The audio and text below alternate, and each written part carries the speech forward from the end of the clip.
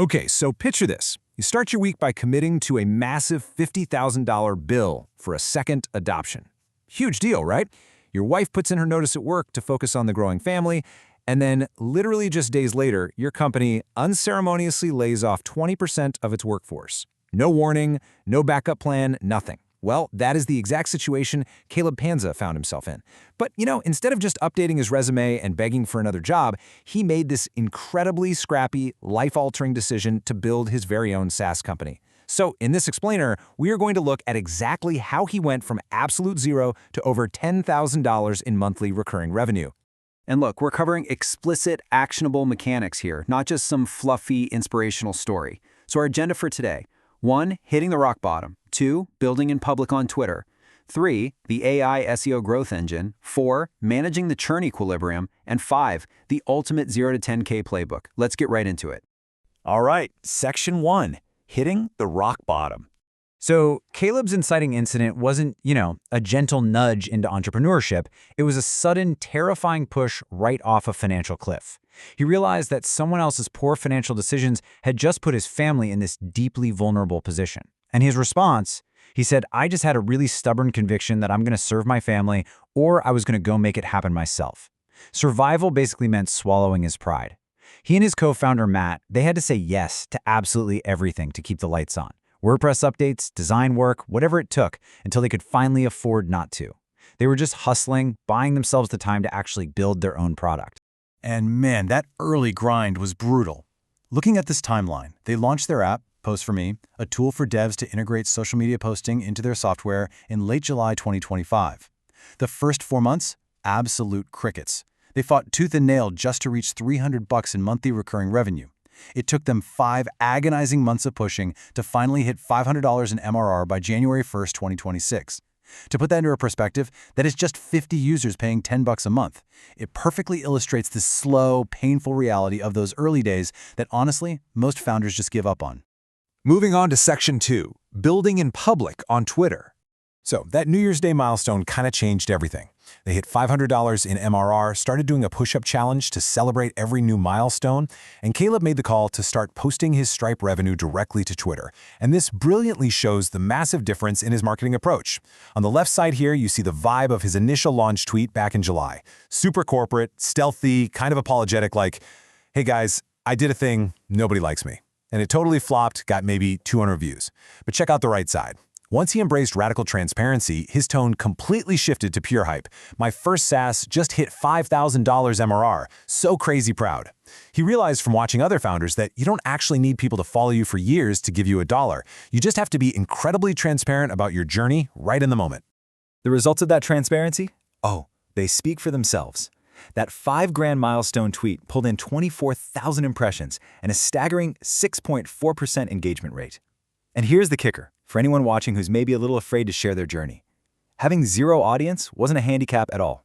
Caleb had almost no followers when he started doing this. By being radically authentic, sharing the highs, the lows, the exact dollar amounts, he turned 0 followers into a massive customer acquisition channel. He even manually replied to all 114 comments on that post, just to boost the algorithm and connect with potential users. Incredible hustle. Okay, Section 3, the AI SEO growth engine. Now, Caleb used Twitter to reach 5,000 in MRR, but to really scale, he needed a system that worked while he slept. So the million-dollar question became, how do you get AI bots like ChatGPT and Claude to actually recommend your software to users? This was his major inflection point, and honestly, it's the most powerful tactical takeaway of this entire explainer. So Caleb and his co-founder cracked the code, and here is their exact 3-step playbook. Step 1, they put a chatbot on their site, but get this, they turned off all the AI features. They manually manned that chat day and night. Step 2, anytime a user complained about a problem at least twice, they logged it in a project tool called Linear. Why? Well, because if one user goes completely out of their way to click buttons and complain to you, they represent like 10 to 30 silent users experiencing the exact same problem who were just churning instead. And finally, step 3, they took those exact user notes, fed them into Google's Notebook LM, and generated highly specific SEO resource articles that solve those real-world problems. And it worked like an absolute charm. By structuring their website logically with these AI-generated articles based on genuine user friction, they essentially trained the internet. They earned trust with Google, sure, but more importantly, they primed large language models. All of a sudden, their inbound messages started looking like this. ChatGPT sent me, or I was chatting with Claude and they sent me your way. No joke, they weren't fighting for attention anymore. The AI was literally doing the selling for them because their content legitimately answered the specific questions people were asking the bots. Just a total game changer. Let's talk about Section 4, managing the churn equilibrium. Because look, growth is never a straight line. Hitting 10K MRR introduced a terrifying new boss battle. When Caleb posted his revenue, people inevitably asked about churn. And as you can see on this chart, it started creeping up, from a low of 10% up to 13% and peaking at over 17%. They were essentially pouring water into a leaky bucket, losing users almost as fast as they could acquire them. It was scary, and it forced Caleb and Matt to slam on the brakes. They completely paused all net new marketing just to figure out why people were leaving. They were absolutely terrified of hitting what's known as churn equilibrium. That's the point where your monthly recurring revenue just stays flat, frozen, because every new sign-up is completely offset by an old customer leaving.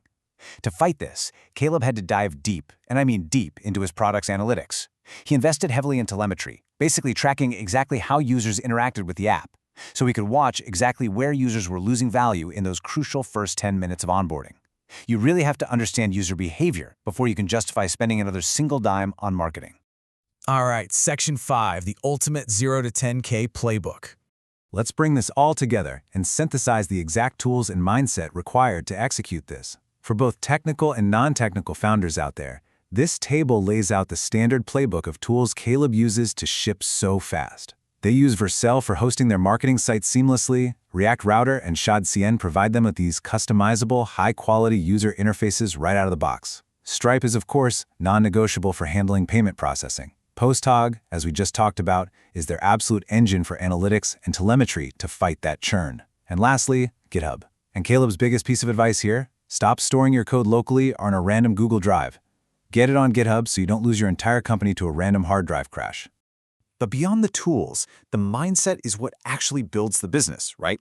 Caleb breaks it down into these 4 steps. 1. Identify a problem you have personally felt that guarantees authenticity. 2. Chisel that idea down to the absolute smallest first step. 3. Ship it to the public as fast as humanly possible. And 4. Iterate every single day based on actual user feedback, not your own assumptions. Your authenticity and your extreme speed, those are absolutely your greatest advantages against well-funded, slow-moving corporate competitors. We've seen how a sudden layoff and a massive adoption bill forced Caleb to just grab life by the horns. He had a powerful why backing him up, protecting and serving his family. And he built a 10K MRR business using transparency and AI to his advantage. So I'm going to leave you with this final thought. What will your personal rock bottom, or your ultimate why, be to finally start building? You've got the playbook. Now it's time to execute.